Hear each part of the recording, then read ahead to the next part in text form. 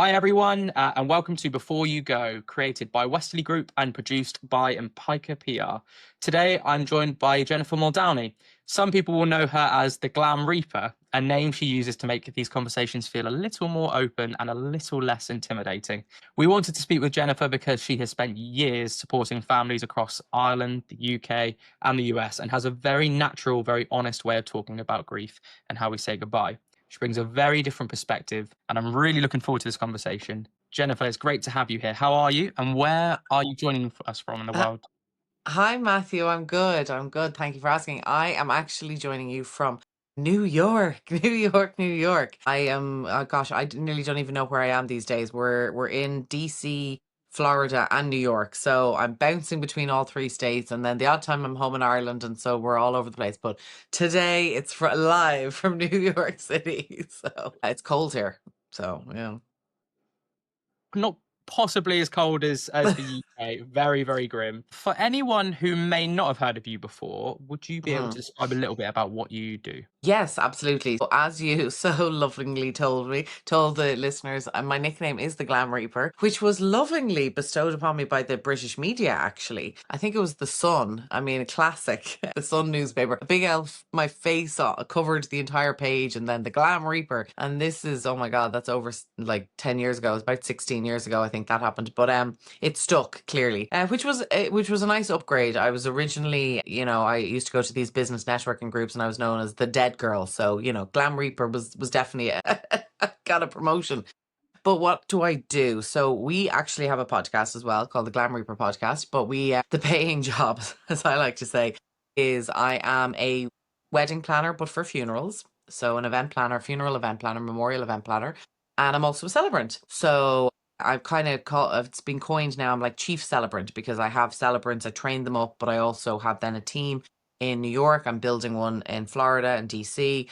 And so funeral directors, funeral homes will connect with us and we will provide celebrants for their services. But now, as of this year, we're starting to train celebrants just because I can't be all things to everyone and be in every place. And so, yeah, but I'm originally from Ireland, as you can probably gather by my accent. Apparently, I haven't lost it at all. But yeah, 16 years ago, I was in the events business and two friends of mine passed and my grandmother. And, it was just a kind of a series of incidences that just made me sort of look at the death care industry just from a different perspective, and I just felt that people needed a bit more help.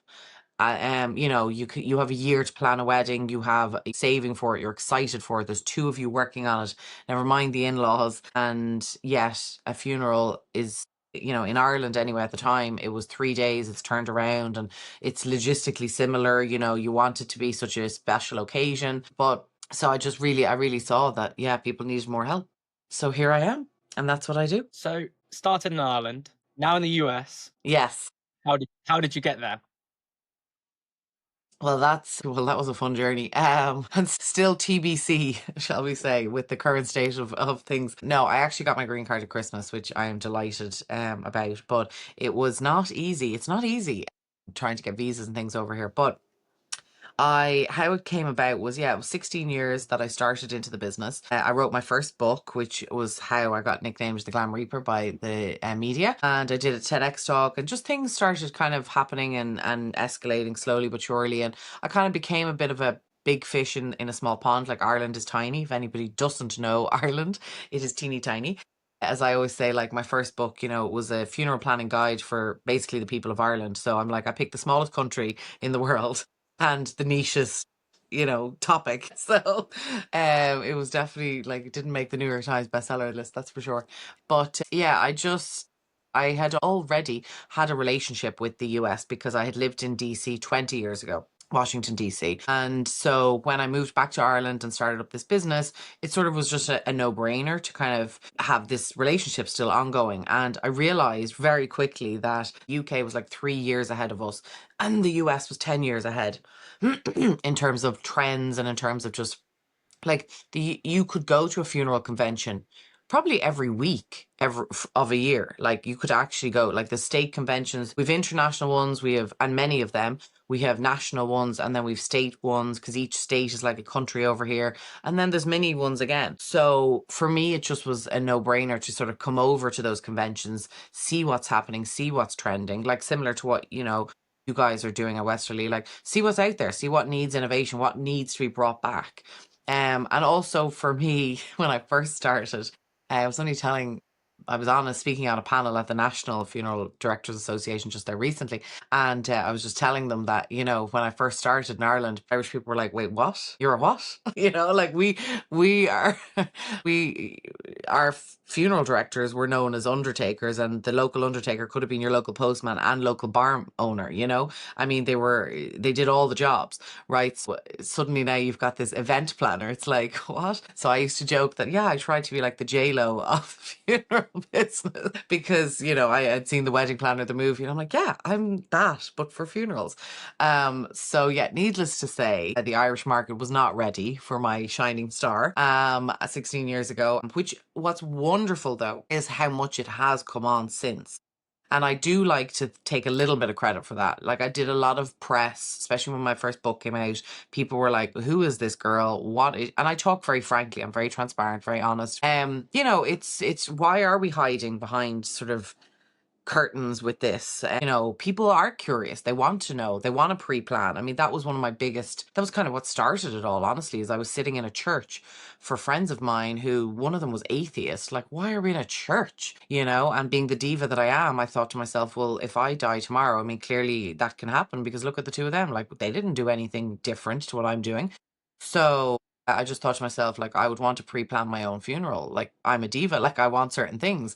And that was really actually what kick-started it all, honestly. I've never wanted to be a funeral director per se. I've never, I was working in cosmetics at the time, so a lot of people sort of assumed I was going into the embalming and the cosmetic side of it. And I very much believe people should stick to their lane and stick to their strengths. And my strength is definitely working with people, is organizing, is logistics. I mean, it's not a glamorous job. It's timing things out to perfection. And I'm, the public speaking, the celebrant stuff, that just really was, I've always done that. And that just kind of came very, very naturally to me. And I like, when I ask my friends, like, why they think I'm good at what I do, they're like, well, you talk really naturally about it. Like something that's so scary, you kind of make it palatable, I guess, So yeah, that's me. It's quite a journey. 16 years so Yeah. far. What's the you mentioned about the US kind of being 10 years in front of Ireland in Yeah. particular, the UK being kind of 3 years in front of Ireland. Yeah. What's the biggest differences you're seeing at the moment, i.e., where do you expect the UK to catch up to in the next 7 years? Yeah, well, that's a great question. Honestly, I guess when I started, that was sort of my little, okay, they're 3 years and then the US are 10. I would say that gap has closed quite a bit. I do feel like Ireland, like, they have their now first water cremation. Ireland is definitely, I worked for Eco Legacy for a period. Eco Legacy were they're now a defunct company, but they were a company that was trying to innovate in the space, in the cremation space, environmentally friendly. I mean, Ireland has always been quite environmentally friendly, just naturally because of the greenery and the farming background and stuff. To me, cremation is gonna probably come to Ireland quite quickly. I think the UK, interestingly, actually. I feel like the UK, I don't want to say actually the UK as a whole, because I feel like Scotland and Ireland are quite similar in terms of terrain, in terms of how we do things, how we mourn. But England seems to be a different beast. I mean, I remember hearing, stories of people waiting weeks and even months for cremation to happen. It wasn't unusual to have days and days, in between somebody passing, which is very unusual if that happened in Ireland, and quite unusual here in the US. In the US, I feel like it became corporate quicker. We lost the mom and pops, where those are still those are still alive and well in Ireland. I mean, we do have a few, like the Masseys and the Fannigans, who own quite a lot of locations, but for the most part, it still is the local funeral home, and he just owns that one place. Whereas here in the US, you've got, your SCI, your Carriage, your Stonemore, like you've got these huge companies that, like, when I'm trying to explain it to somebody who's not in the business, I'm like, think of like a Starbucks and a McDonald's. Like, that's how big these guys are. So I think that gap has closed an awful lot. I think I just think with, not that we didn't have travel back then, but I just feel like trends are a little more transatlantic, like, I mean, even just recently at the NFDA there, which is the National Funeral Directors Association in the US, they have an international reception because so many international people come, you know. And I was there, and there's English, there's Australian. I mean, there was, you know, lots of folks from your guys' neck of the woods. And but you've got people from Asia, like all over, and coming to this one convention to learn about things in the US. So while I think the US, gosh, I hate to say it, but while I think the US is leading the way in innovation and trends, I don't know that it couldn't be surpassed, honestly, because the space is ripe for innovation. I don't necessarily agree with people coming in to be all disruptors, because I don't think the space needs disrupting. I think you need to marry tradition with the way people mourn nowadays. And I like, that's obviously, I feel quite passionate about what I do. I do think more people are going for celebrants, and they're moving away from the church. I do think people are moving away from having things in funeral homes and maybe having it in an event space or a movie theater or a hotel. I don't think we're moving away from having funeral services. I think it's just evolving, you know. And I think, you know, what I always say is, like, the Kodak and I mean, back home in Ireland, it was Extravision, you know, like Netflix and iPhone and Uber and Airbnb, they've all innovated in the space. And rather than losing tradition, because I don't think we're ever going to completely lose burial you know, we're never going to lose the tradition. I think it's just evolving, and I think we have to be open to that. I think if you're not open to change, you know, it's not good, you know. And I mean, you guys are innovating great in the space, you know, with the new crematoriums and stuff. And that's what people want. They want it to be as personalized as it can possibly get. Like, when you think about it, and we actually did a talk recently in Brooklyn, and it was actually a funeral director that came up with it. Now, I don't think it was an original quote per se, but it was a wonderful. It hit the nail on the head. And, you know, a wedding is a day in someone's life. You know, like, I can't remember now, Matthew. I don't know if you're married or not, but, like, I'm personally not. So, like, I don't know. You know, it's a day in your life. Like, if you are married, you could maybe be not married next year. Like, I hope that you are, if you are married. But, you know, I'm not trying to curse anybody here or anything, but I'm like, it's a day in your life. You could be married like 5 times in your life, right? So while a wedding is a day in your life, a funeral is a lifetime in a day. Like, you're summing up an entire life. Like, you never get a second go at it, you know, because you're only dying once. And that's so powerful. And that's a lot of responsibility to try and get somebody's lifetime entirely into one day. I love the way that you've encapsulated that. And when you were speaking there about kind of the some of the trends and what people are seeing in terms of disruptors and things like that, the two words that were in my mind were evolution, which you touched on, and then empowerment, which I think are the Yeah, two big things that people are looking for at the moment. They're looking for yeah, things to be done on their terms and the way that they want to do it. And you quite rightly pointed out about personalization and things like that. And it's really encouraging to know that we, as the UK, are stepping up in that pursuit of kind of excellence, and we're getting closer to what has historically always been a market in many different spaces. Have always been much more advanced. Because when I think of the US, I always think from a technological perspective, hmm, way more advanced than us. And by the time we catch up with something they have, they're on to the next thing. So it's good to hear that you think that we're catching up in that space. You obviously naturally spend a lot of time with families in really tough moments. What do you see that people need the most at the moment in a post-pandemic world? oh gosh, in a post-pandemic world, I think technology got a huge boost with COVID in our space. Okay, I barely do a service now without it being streamed or recorded in some way, shape, or form. So I feel like that's something that people, I don't want to say that they need, but I think once it's explained to them, I'm a huge fan. And I think once it's explained to them, I think they are in agreement that they do need it, because it's just a wonderful thing to pass on to the next generation. So, like, I would say I have more.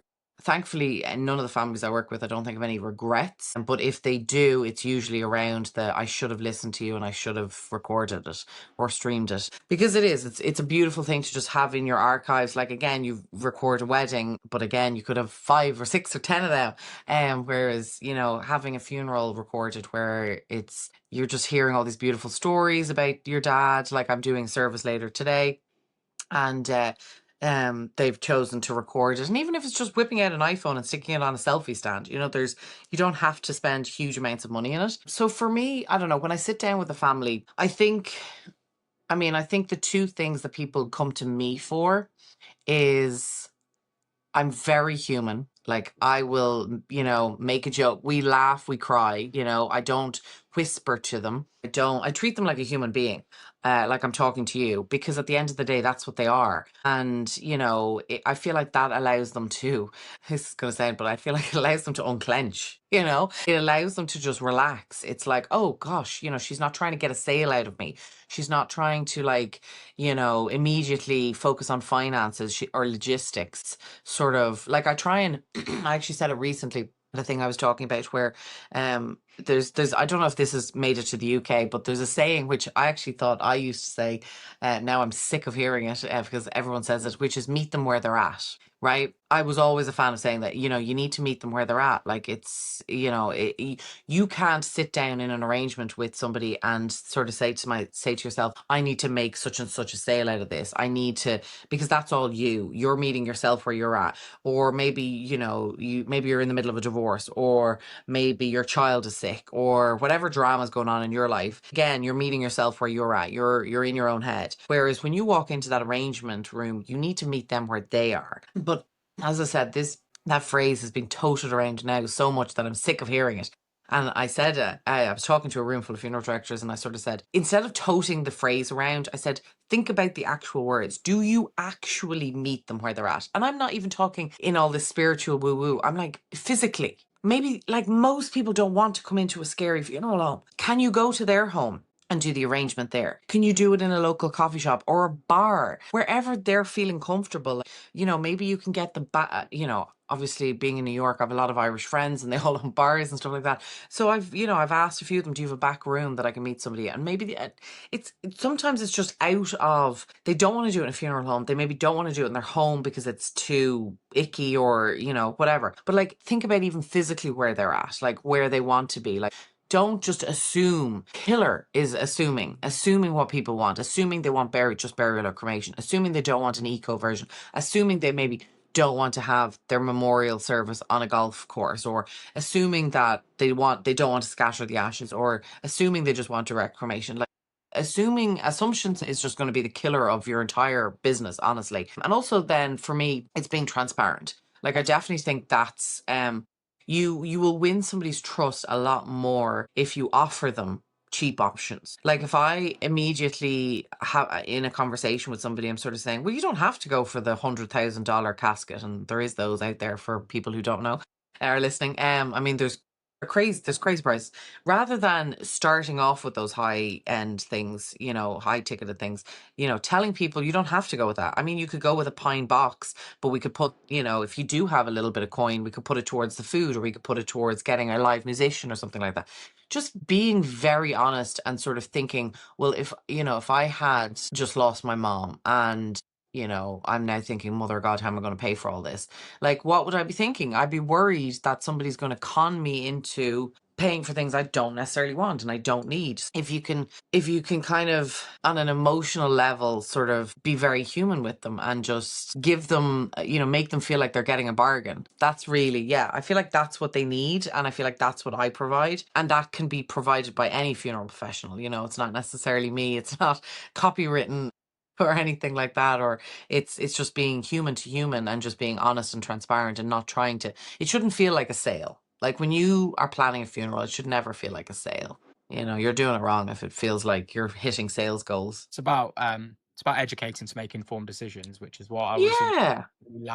a loud theme I heard throughout that response there, was that is Yeah. what you're letting them know kind of the ins and outs of everything at all levels so that they make the decision that's right for them. Because I know you mentioned about the $100,000 casket, but for the families, there will be occasions where they will pick that for whatever reason that might be. But it's about 100%. I mean, I have seen funeral directors that have had, it's been a direct cremation or whatever it might be. And the family, just because they did it right, quote unquote, they didn't do a sale, they just had a conversation, they met them where they're at, whatever it might be. They ended up being like quarter and $500,000 funeral. Because just because it's direct cremation doesn't mean they're not having a service. It doesn't mean they're saying no to any sort of anything, they're lost their person, and they're, it might be that they're worried. And also you have to figure out what people value.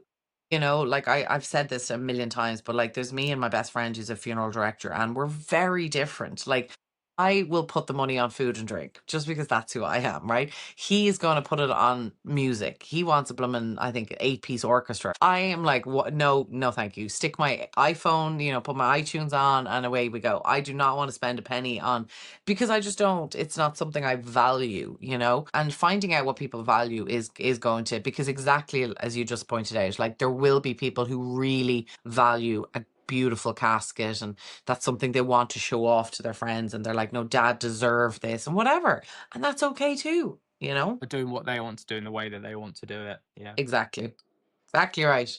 We speak a lot on the podcast about the importance of sharing funeral wishes. I don't know if it's the same in the US, but in your experience, if it is, why do people avoid that conversation? Oh gosh. So I actually have a free pre-plan on that I give to people. I have given it since day one. It was in the appendices of my book. I developed it into PDF and I hand it out to people. Because to me, it's one of the most important things you could do. Forget hiring a celebrant, forget hiring an event planner to do your funeral, forget all of the things. If the one thing you take from today's conversation, if people are listening, is sit down and do a pre-plan. Even if you just decide, your method of disposition. Do you want to be buried, cremated, composted, water cremation, whatever is legal in your country, in your state, wherever you're coming from? It's so, so, so important, because families fall apart over wishes. They absolutely, like, thankfully it's only happened once, but I actually had to do two funerals for the one person, because siblings couldn't get along, couldn't agree on the service. It's just such a heartbreaking thing to witness people fighting over it, and especially, if you're part of the LGBTQ plus community. I mean, I couldn't even tell you how massively important that is, and to have your like executors and just have all of that stuff buttoned up, because let me tell you, the paperwork after you pass away, in probate, and having your property, it's hideous, and you've got people who are grieving and trying to figure that out, and it's just awful stuff. And I know it's different legally. I mean, America, each state is like its own little country, so it's very hard to speak on that. But just putting some wishes down is just the best gift you can leave your family. It really, really is. Because it just means it's a few less decisions that they have to make and worry about on the day, when you've passed. But yeah, massive, massive fan of pre-planning. I think it's the best thing you could do. My personal opinion is I agree. I think it's incredibly important to let people know what your wishes are, so that, sadly, when that time comes, they're allowed the space and the time to be able to grieve for the person they've lost, as opposed to Yeah, being to kind of second guess what they might have wanted, or maybe what they didn't want, and things like that. And it's just those simple things that actually might seem very tough in that moment, but actually for the long term could be really, really beneficial for those that yeah, you leave behind. yeah. I've got my favorite section of the podcast, actually, which is quick fire. There's loads of questions it could be, Oh Jennifer. gosh. So you know the rules. It's, just Yeah. the first thing that comes into your mind. A film or series that handled loss well. Oh, a 100%. Oh my God, I can't think of the name of it, but the Ricky Gervais one. Afterlife. Yeah, Absolutely. Oh my God, it was iconic. Iconic. agreed. All time favorite. I did. Can I also though pick a movie? The last Bridget Jones one. Chef's Kiss. Chef's Kiss. We'll let you have two, but it doesn't replace the question. A book you often recommend to people who are grieving. Dr. Catherine Mannix, With the End in Mind. One word that describes your approach to work. Gosh, I love the way there's a million words. Honesty. That was the first one that came to mind. Yeah. Yeah. Honesty. Yeah. And before you go, one thing you hope people will take from this conversation. Pre-plan. Pre-plan. Pre-plan. Pre-plan. Yeah. Yeah. Thank you so much for joining me. I really appreciate the openness you bring to this subject. I know people will take a lot from it. Before we finish, where can people find out a little bit more about you and the work you do? You mentioned the podcast and things like that. Yeah, I mean, Google the Glam Reaper for sure. I think I'm the only one, so I should pop up. But my company is MuldowneyMemorials.com. So that's our website, and all our social links are there. But I'm on all of the social medias. all of the channels. I'm even on TikTok, God help us. I don't even know what I'm doing on there, so don't judge me on it. I haven't a clue. My assistant is trying to make me be cool. I'm like, I'm so not cool. This is terrible. But we're trying, so Well, everyone's now going to go and follow you en masse I now. know. God, I shouldn't have mentioned it. Thank you again. Before Thanks you for go, having me. no, thank you. You Go is created with Wesley Group and produced by Piker PR. If this episode encourages you to talk about your own wishes or to start a conversation at home, that is exactly why we make this series. So thank you very much for listening, and we'll see you next time on Before You Go.